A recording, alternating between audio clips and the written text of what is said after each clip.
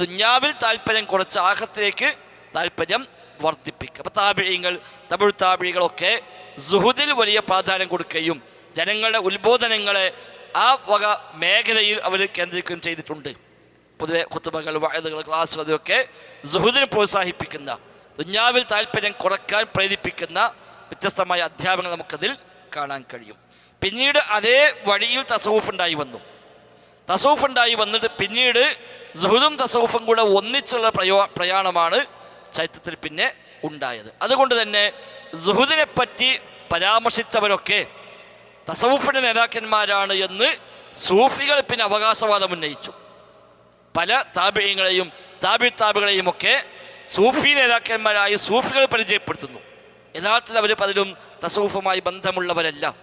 എന്നാൽ സുഹുദുമായി ബന്ധപ്പെട്ട ഒരുപാട് അധ്യാപനങ്ങൾ അവരൊക്കെ നടത്തിയിട്ടുണ്ട്.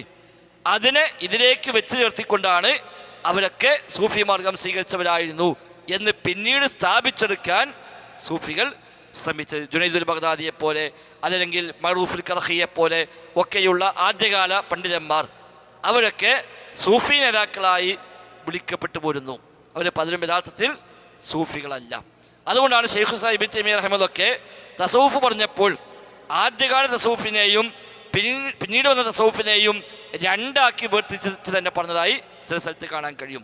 ആദ്യകാലത്ത് വന്ന ശരിയായ ഈ മാർഗം സ്വീകരിച്ച ആളുകളെ അദ്ദേഹം ഇവരുടെ ഇതുമായി ബന്ധമില്ല, അത് വേറെ തന്നെയാണ് എന്ന് പറഞ്ഞ് വേർതിരിച്ചതായിട്ടൊക്കെ ഇബ്നു തൈമിയ്യയുടെ ഗ്രന്ഥങ്ങളിൽ വന്നിട്ടുണ്ട്. ഇമാം ഷാത്തബിയും അദ്ദേഹത്തെ കിതാബുൽ ഇഅ്തിസാമിലൊക്കെ ഈ സൂഫി മാർഗം വിവരിച്ചപ്പോൾ ഈ രണ്ട് തരക്കാരായ സൂഫികളെ വേർതിരിച്ചതായി ചില സ്ഥലത്തൊക്കെ കാണുന്നുണ്ട്. ഈ ഇവർ പറഞ്ഞ അന്ധവിശ്വാസങ്ങളൊന്നും ഇല്ലാത്ത, ശിർക്കില്ലാത്ത, എന്നാൽ സുഹുദിൽ അറിയപ്പെട്ട ആളുകൾ. അവരിപ്പോൾ പക്ഷേ സൂഫിന് പേര് ഇട്ടുകൊടുത്താൽ പോലും അത് ഈ സൂഫിയല്ല എന്ന് പറഞ്ഞുകൊണ്ട് തസവുഫിനെ ആ വഴിയിൽ രണ്ടാക്കി അവരൊക്കെ വേർതിരിച്ച ഗ്രന്ഥങ്ങളിൽ പഠിപ്പിക്കുന്നതായി കാണാൻ സാധിക്കുന്നുണ്ട്. സൂഫികളെ പിന്നെ സുഹുദിനെ ഒരു വഴി മാറ്റി കൊണ്ടുപോയത്. സുഹുദ് പറഞ്ഞാൽ പിന്നെ ദുന്യാവിൽ ഒന്നും വേണ്ട, ഒരു സുഖവും വേണ്ട, ഭക്ഷണവും വേണ്ട, പനിയും വേണ്ട, വസ്ത്രവും വേണ്ട എന്ന് പറഞ്ഞ് എല്ലാം ഒഴിവാക്കി പോയത് പിന്നെ സൂഫികൾ ഉണ്ടാക്കിയ ഒരു ട്വിസ്റ്റിംഗ് ആയിരുന്നു. സുഹുദിനെ ഒരു വഴി മാറ്റി വിട്ടു. പിന്നെ ഒരു മുഷിഞ്ഞ വേഷം സ്വീകരിക്കുക, അതേപോലെ ഉണക്ക റൊട്ടി മാത്രം കഴിക്കുക, അതൊക്കെ സുഹുദിന് അടയാളമായി പരിചയപ്പെടുത്തി. കമ്പിളി പുതക്കുക, അതൊക്കെ അങ്ങനെ വന്നാണ്. വേറൊരു വേഷമൊന്നും വേണ്ട, ഒരു കമ്പിളി പുതപ്പും പൊതിച്ച് ഓരിങ്ങനെ ഫക്കീറായി ജീവിക്കുക, ആൾക്കാരായിട്ടൊന്നും ഇടപഴകൂല, ഒന്നിലേക്ക് പോലെ അങ്ങനെ ഒന്നിലും മുഴുകൂല, ഒരു സന്തോഷത്തിലോ ആനന്ദത്തിലോ ഒന്നും പോലെ ഉണ്ടാവുകയില്ല. ഭക്ഷണം പോലും ഒരു ആവശ്യമില്ല. എപ്പോഴെങ്കിലും ഒരു ഉണക്ക റൊട്ടി നിന്നിട്ട് ഇങ്ങനെ നടക്കുക. ഇല്ലാഞ്ഞിട്ടല്ല, സ്വഹാബിമാർ പലരും അങ്ങനെയാണ്, പക്ഷെ അവർക്ക് ഇല്ലാത്തതുകൊണ്ടാണ്. ഇതുണ്ടായിട്ടും വേണ്ടെന്ന് വെച്ചുകൊണ്ട് സുഹുദാണെന്ന് പറഞ്ഞ് പോയ ഇതാണ് കഴിഞ്ഞ് പോകുമ്പോൾ സുഹുദെന്നും പറഞ്ഞുകൊണ്ട് അതിൽ നിന്നൊക്കെ ഒഴിഞ്ഞു മാറിപ്പോയ ശൈലി അത് സൂഫികളാണ് പിന്നീട് സ്വീകരിച്ചത്.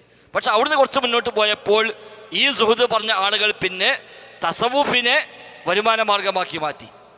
പിന്നെ വമ്പിച്ച തീറ്റയും കൂടിയും ഡാൻസും നൃത്തവും പാട്ടുമായിട്ടാണ് പിന്നെ തസവുഫ് മാറുന്നത്.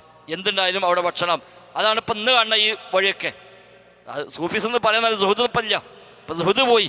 സുഹൃദൊക്കെ പോയിട്ട് ആ പറഞ്ഞ ആളുകൾ പിന്മുറക്കാരൊക്കെ അവർക്ക് വലിയ വലിയ വാഹനങ്ങൾ, വലിയ വലിയ വീടുകൾ, എല്ലാ സുഭിക്ഷതയും VIP ജീവിതം നയിക്കുക, അതൊന്നും സുഹൃദിനെതിരല്ല എന്നോർത്താണ് ഇപ്പം പിന്നെ അവർ എത്തി നിൽക്കുന്നതൊക്കെ. അപ്പം ഏതായാലും അതില്ല.